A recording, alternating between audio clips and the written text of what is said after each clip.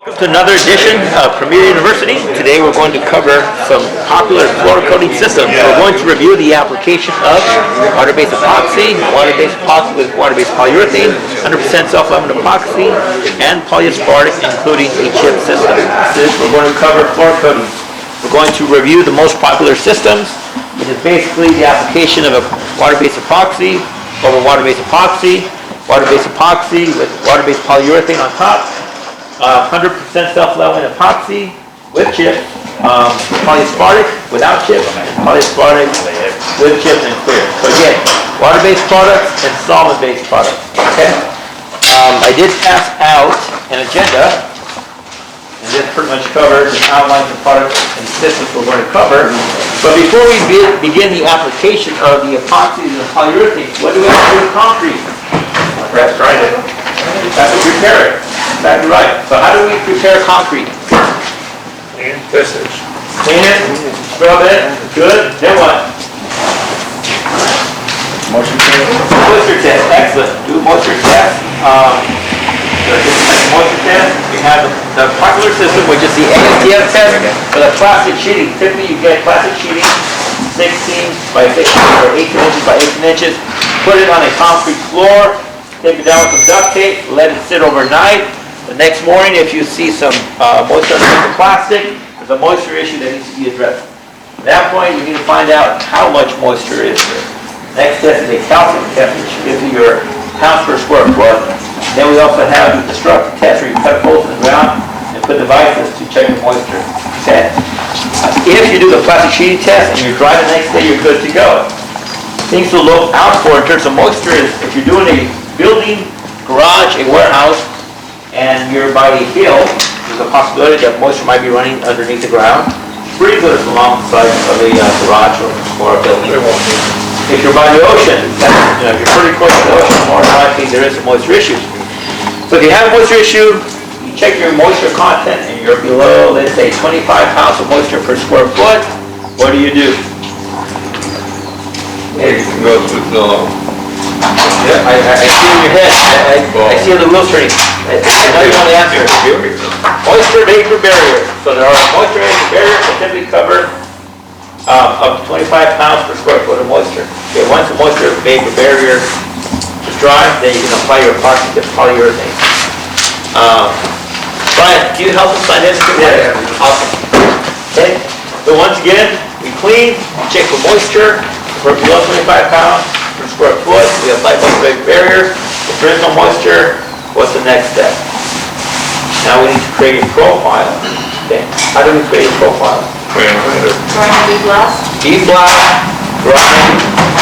Typically we follow SSPC standard 13. If you want a 28-page guide on how to prepare concrete, this is how you reference it. You go online and print it out and get 28 pages of concrete prep.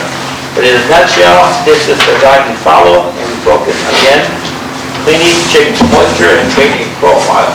The most popular system right now in creating a profile is grinding the floor. So we're going to go ahead and turn some grinders on and show you how these work. Do it for your process. Okay? The grinding system is dry. We're not adding moisture. We can clean, grind, dust off, and apply the first coat the same day. So we typically shoot for what you call a CSP2, concrete surface prep number 2, grinding. Once we grind, we dust it off, and we begin to apply. So the grinding process is typically good if we're applying 40 mils of coating or less. Okay? Most of the project takes an application of 6 mils, 10 mils, 15, 20, up to 30. Pretty rare for an application to be over 40 mils, unless you're doing a food and beverage, you're applying urethane cement, or you're doing a water reservoir. Alright, so we're going to go ahead and get some grinders turned on. To clean, you throw a little bit of water and see if it Penetrates. if it doesn't, if it stay out there, if it doesn't penetrate, that means that your paint is not going to penetrate, it's not going to adhere. So if you compare how it went in and how it goes here with its grind, you will see the difference. See how over there it starts changing color and start going in? If the water gets absorbed, it's ready to accept coating. If the water does not absorb, so no matter how loud your customer cries saying, I don't want to grind, if he wants to do it that way, you know it's going to peel. The warranty you're going to give him is that it's going to peel. So, at that point, once you figure out if it needs to be grind or not, which 90% of the time it will need to be grind, you're gonna have to use something like this.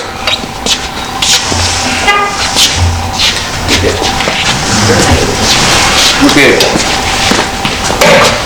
This is the way the grinders look at the bottom. You guys want to come this way so you can see it? This is a planetary grinder, which it has 3 heads that turns on themselves and around. What this does is that it doesn't allow to make holes. You can put someone that never grind before, and it's not going to make you holes or gouges on your floor.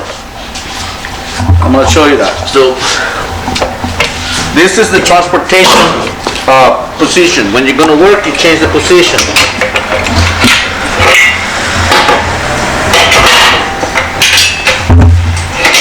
Okay? And then, first thing you're going to do, turn the vacuum on.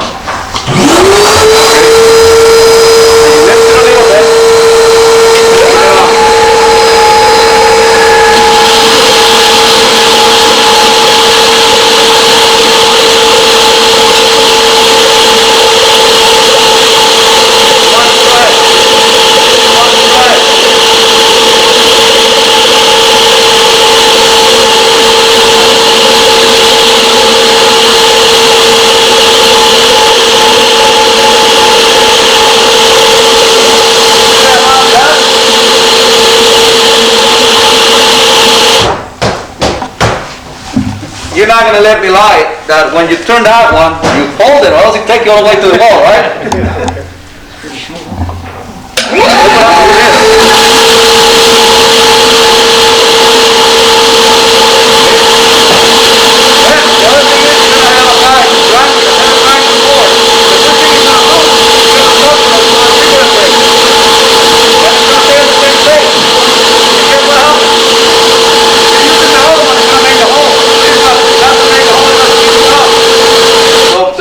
This is good for, you can remove glue, you can remove like existing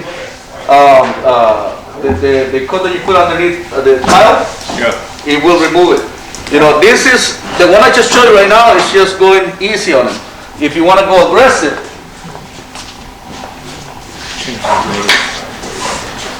you don't sit on it, you put these weights.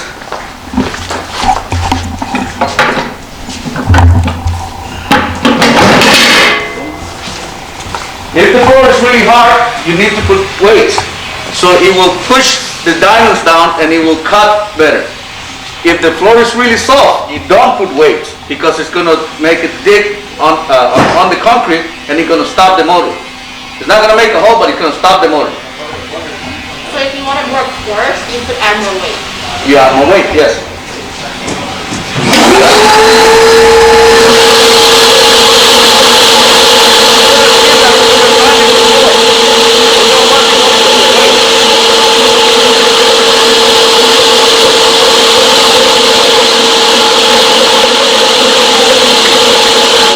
How many hours do you think you're going to need to do a 400 square foot garage? You know, unless you have to remove a lot of glue or tar, whatever is on it, it's going to take longer. But if it's just grinding the concrete, you're going to be able to do a garage in about 2 hours. You're gonna need a buddy to help you push that hill back. Yeah. So, any questions on the 16-inch grinder? This is the one that everybody's getting. Because this one, you can go to any house and connect it to a 110 connection and connect the vacuum to another 110 connection on a different circuit. And you don't need to get a generator. You don't need to look for 220. So this is very practical. You go to any place that has 110, you'll be able to run that one. Okay? Alright, the 20-inch grinder gives you double the production. So now you're looking at 600 square feet of preparing concrete per hour. The downside is that this, you need a generator. You need 220 volts. So 220 in this one, 110 on that one, and use the same vacuum. Behind you. Out of the way. Here, we'll go ahead and start. Okay. What's the process once you grind the floor? What's the next step? Anybody? Get the dust off. Remove the dust. You remove the dust, you don't wash the floor. Because if you wash the floor, you're injecting moisture, and you're having some problems. So what you do, the setup grinder bucket comes with this little tool, turn on.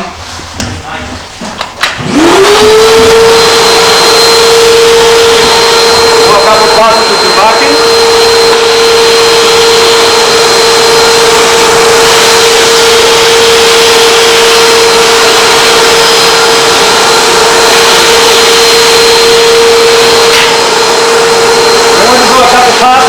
You're ready to go with your epoxy. You don't need to wash it. If you're going to wash this floor, it's only if you have grease or any contaminants on the top, turn it on, If you're going to wash the floor, it's only if you have grease or any contaminants on certain spots of the floor, do it before you grind. After you degrease it, then you grind, and then you just vacuum it. Don't wash the whole floor if you only have spots with grease, because you're gonna spread the grease all over the floor. Right, and then you grind the entire floor, including the patching area. Okay, this is your 20-inch.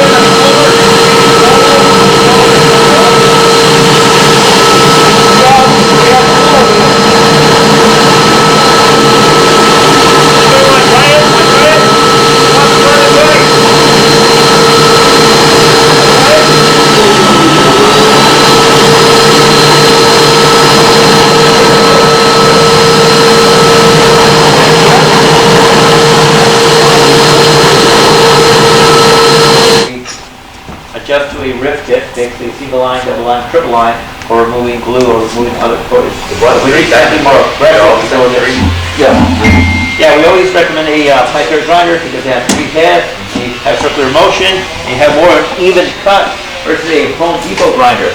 Once again, a Home Depot grinder gives you 1 head.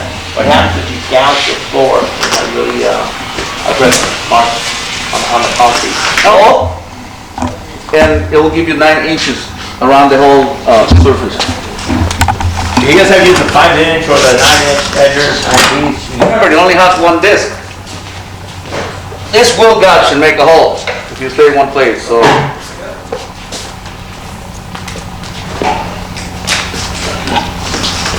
this one is mainly to Does do it the have a edge. generator or? No, it's 110 as well. 110 as well. Yeah. The vacuum's 110, just It's just more aggressive because it's only 1 disc. Okay. It doesn't have 3 discs, moving around.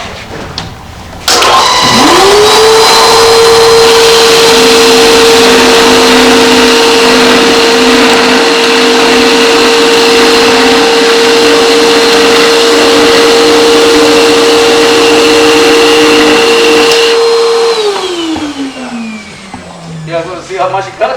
Yeah. It is. Doing it with a small grinder. How many square feet per hour? On this one, it depends on the condition of the floor, but I mean, this is Right here about 500 to 600 square feet per hour. Very fast. This is a lot hotter than the other one. I am going to clean the floor really, really, really well. Really, really, really well. Is that a good response? It doesn't come down to how well you clean. You have to clean very well. But at the end of the day, you have to create a profile. Okay? Why would you apply a high-performance product and not do a high-performance preparation?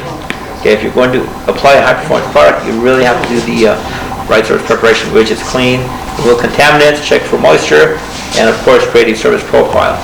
Okay, so everybody on this side, we're going to go ahead and start applying product. Let's mix it. And then you add part B, and then we drill mix it for 2 minutes. So we always recommend you drill mix part A by itself for 2 minutes, part B by itself for 2 minutes, and then combine them and drill them again To for pay 2 minutes. attention on. It comes out.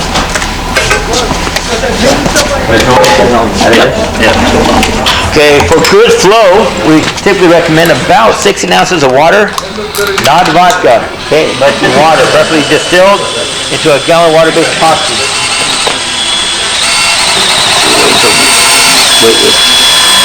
How much water? I like to add 6 ounces into 1 model per gallon. That gives you good height, it gives you good flow. And it's pushing out the air and outgassing. Okay. But most concrete jobs get done really early when it's cold at night, in the morning.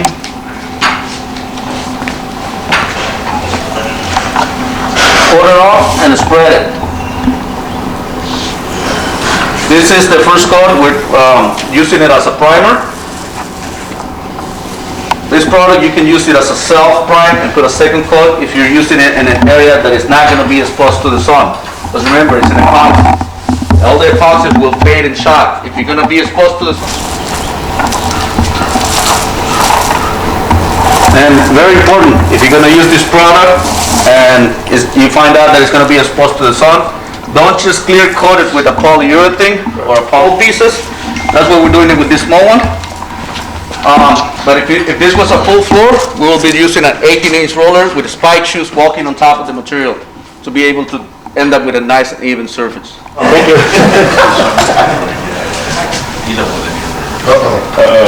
So let it go on board. No, it's okay. It's not gonna get fired. We'll just have them Clean it up. Clean it up. clean it up. Clean it up. recommend pouring it out. Over and over and over. Base, which is tinable to a light color, comes in a neutral base, which is tinable to a dark color as well. At 80 degrees, the drying should come in about 1 hour, so it's a very fast drying primer. Also, if you're looking to do a one-day system, you can prime with this product. When it's 80 degrees, it comes back and apply the next coat in about an hour, hour and a half. It's ready to go. Okay. Now we're moving to Aqua Grip 2600 with Neptune 4400. Aqua Grip 2600. Again, we applied it as a primer, and your Neptune series is your water-based polyurethane. So Neptune comes in gloss, satin, and the matte. So in gloss, we stock it in white base, the light colors, tinted light colors, neutral base with tint dark colors, and we also have this available in a clear water-based gloss. Neptune is water-based? Yes. Neptune, the god of water in Roman mythology. For Neptune, recoat is like 4 hours or? Depending on temperature. The first thing you're going to notice is the dish doesn't come full. We're not stealing from you when you see this that is not full. We are It not- comes pre-measured. So you can put the other, the part B, and it makes you a gallon. Okay?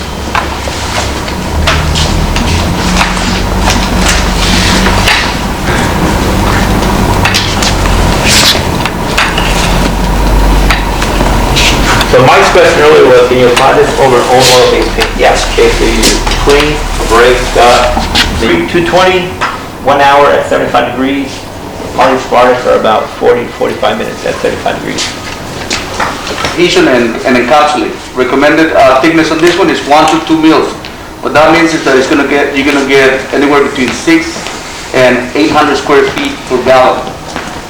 And then normally it's 800, but I go 6 to 8 because sometimes you have holes and stuff that will consume more paint than what you have contemplated. This only gives you about 40 minutes to an hour to work with at 70 degrees. What happens if we have to do a lot of details on that floor before getting, running with the squeegee? What you do in that case, if you only have 1 or 2 guys working on it, break the kit. Don't mix the whole kit all at once, because you're not going to be able to apply it in 40 minutes if you have to be doing the edge. You have to be doing, all kind of details with it. Break it. Mix only what you can apply within 40 minutes. That goes without the primer, fully saturated, and it's clear. Okay. It's always recommended you put a prime coat, bed coat, chip, and clear, because by applying a primer, bed coat will have a better foundation, minimize your bubbling situation, and you can chip. However, I do get half the question that some competitors recommend just 1 coat, full saturation, clear. That's okay. Just when you start applying your first coat and you see bubbling everywhere, it gets covered by the chip, so it's really not detrimental to have that extra prime coat. If you're doing partial saturation, that base coat needs to look good.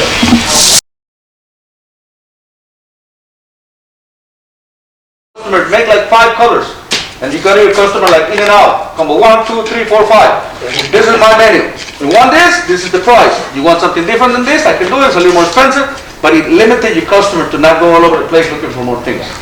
Yeah, self-leveling polyurethane. So we're going to, we have epoxy 2078 as a base coat already, it's already dry. We're going to apply a solid color pigment, Grippery 9190. He's stated it was drying time, that we need to wait on 2078 to apply the top. We recommend an overnight dry on the epoxy 2078. 2078 comes in a 3-gallon kit, 2 parts of A, 1 part of B.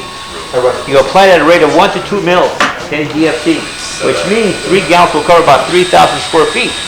So in a small garage that you're only covering 400 or 600 square feet, you typically go with the Aqua Grip 2600 because it comes in one kit. In reality, you don't need anything so robust in the garage. But if you're doing a large warehouse, you need something more robust, you do go with 100% solid 2078. If you're doing a small garage, 2600 works well and has a pipe coat. I know. It's good. Works perfect. Beer. Oh, yeah? Beer. For beer? Okay, same thing. Pour it, spread it with a squeegee, and then light roll it. Right now, we're just gonna roll it. And normally, we recommend to do spread it with a squeegee so you can get the same thickness everywhere. Yeah, non-squeegee, spread it, back roll 1/4 inch, and then you can spike roll it.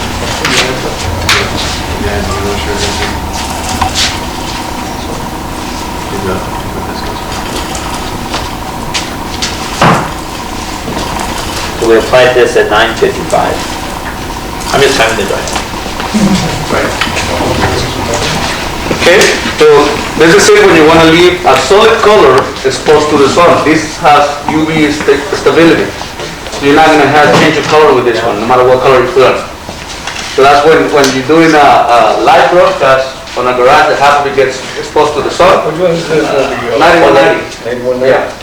You want to use this as a bed for the chips, so that way, whatever the sun hit it, it's not going to be turning color. Do something like this, let us know. We can go and train you guys in doing the coat with epoxy, and then do the bed, and then everything, the whole system out. But we have a way to do this. Very lightweight epoxy. Okay, the one that we broadcast is going to look like this tomorrow. Well, not exactly like this, because this is a different color, and this is full broadcast, that one is light broadcast. So this is basically what your floor is going to look like the next day after you apply your chips. Wait till next day, come back, and then you do, here's what you're going to do. You get a big spatula, the one that you can put a big handle on it. Why? Because you need to go like this. You gotta be able to grab it and spray it. Okay? To get rid of any chips that went up or end up standing up.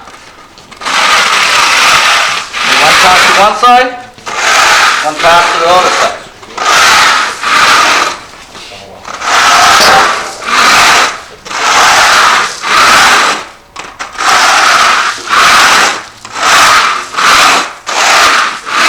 Okay?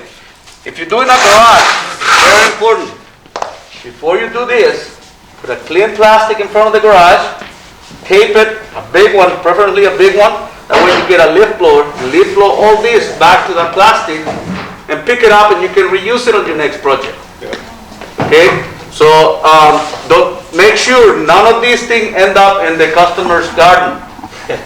No, I'm not kidding. You know, when customers come in, before they go see how beautiful you left the garage, they go see how much chip you end up in the roses and all that. So that will talk really bad about whoever did it.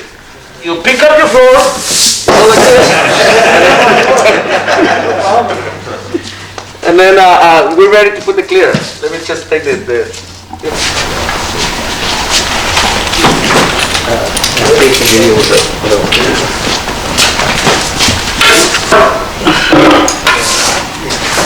okay, so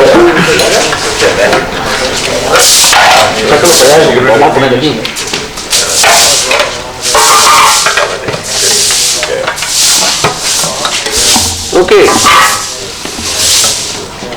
You guys want to take a look at this one? They're both part of a clear system. What are you seeing there? One super full, the other one. What I'm talking about is that even though the part B is a clear, you cannot see the bottom. Since you cannot see the bottom, you still have to mix it individually. even though it doesn't have pigment. But you wanna make sure that everything on that product gets in suspension before you put your Part B in. Exactly. Charlie, you do it and I'm forgetting to do it.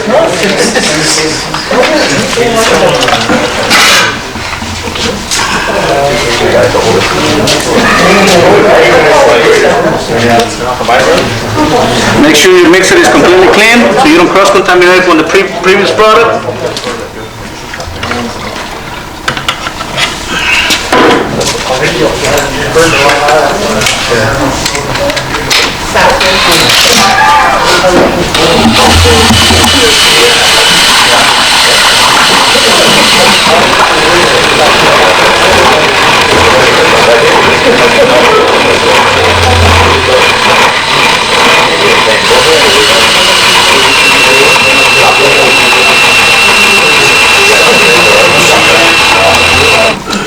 Last week, a little girl.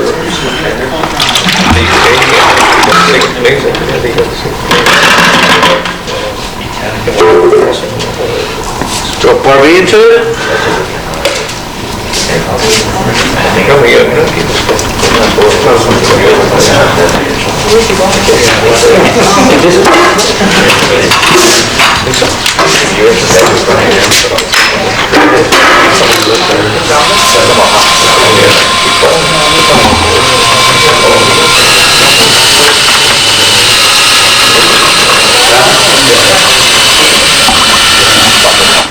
Before it, squeeze it and spread it, and then you back roll it.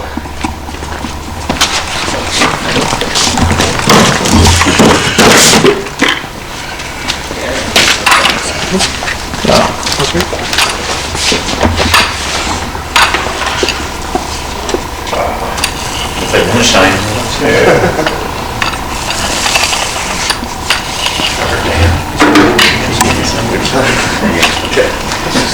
So you squeegee and then back roll? Yeah, you squeeze it in there, but we're not squeezing on this because, you know, it's a small area. But normally you go and squeegee everything from wall to wall. That's why you wear your spike shoes. Be able to walk on top of the material from wall to wall. Why am I recommended to do it from wall to wall? So you don't end up with lines in the middle of your... The whole point of the squeegee is to get material out of the fast. Quick. Yeah, and the squeegee will give you the right level of thickness. Fast, you have the level. Roll it out. How much time do you have to do? How much time do you have to work with it? Yeah. Yeah, that's your pot line. 2 weeks. Yeah, so that's your pot line at 75 degrees, you have How long? 45 to 50 minutes. So how long are you working on? What are you talking about? They don't need 45 minutes. Go through the whole process. You guys work, we'll sit back, we go Coca-Cola, we'll consider, make sure you do what you need to do. Seriously, we'll walk with you through the whole process. Before you can drive and stuff. Okay, as far as walking, we always recommend overnight on walking, we always recommend 3 days for driving on there, okay?